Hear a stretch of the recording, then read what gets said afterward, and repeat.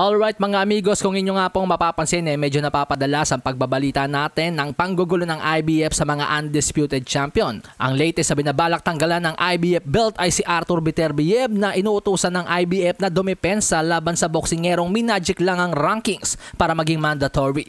Bago pa man si Artur Beterbiev, ilang mga fighters na ang hinubaran ng IBF belt, kabilang sina Canelo Alvarez, Terence Crawford at Alexander Usyk.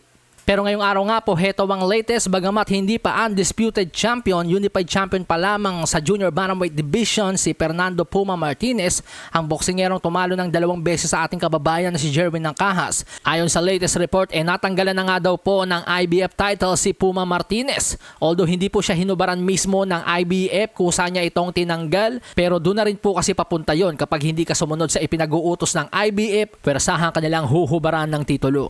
May paparating pa naman na laban si Puma Martinez sa New Year's Eve sa Japan, isang rematch kay Kazuto Ioka. Pero ginulo na po ng IBF yung Unified Championship na yan, na kung tutuusin ang reason nga po kaya naglaban si Puma Martinez at Kazuto Ioka dati dahil gusto nilang i-unify ang 2 belts na yan at upang madetermina ang mas pinakamahusay na mandirigma sa dibisyon. Pero dahil sa ginawa ng IBF, pinahihirapan lang nila yung mga boxers na kumpletuhin yung pagiging undisputed dahil dyan sa mga hindi makatarungang mandatory ng IBF.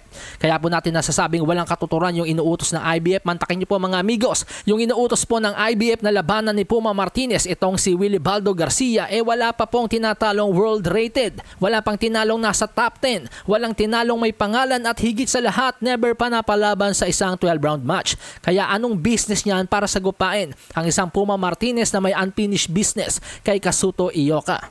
Okay lang sana kung noong amateur gold medalist sa mga international competition o Olympic gold medalist itong si Wilibaldo Garcia, tulad nila Robeisy Ramirez, Andy Cruz, Lomachenko at iba pa. Ang kaso kaya lamang yata ginawang mandatory itong si Wilibaldo Garcia ay dahil hawak siya ni Sean Gibbons, isang patunay na malakas talaga ang kapit nitong si Gibbons sa mga sanctioning bodies. At ika nga po ni Showtime Sean Porter sa kanyang podcast mga amigos, ang trabaho daw dapat ng mga sanctioning bodies ay ibigay ang mga laban na the best versus the best. Kaso ang ginagawa po ng IBF parang naaabuso nila yung kanilang batas, yung kanilang kapangyarihan. It's not about the best versus the best anymore. Pagdating sa IBF, ang kanila pong ginagawa mga amigos, kung atin pong papansinin, palaging bakante yung mga number 1 at number 2 contender. Hayan po, pagmasdan nyo, ang dami pong bakante pagdating po sa IBF. Tapos bigla ka nila magugulat, may walang pangalan na boksingero, biglang magiging number 1 contender at mandatory. Tulad itong si Michael Eifert, biglang ginawang mandatory ni Artur Beterbiev. Tingnan nyo naman po yung kartada, 13 wins, 1 loss, 5 knockouts.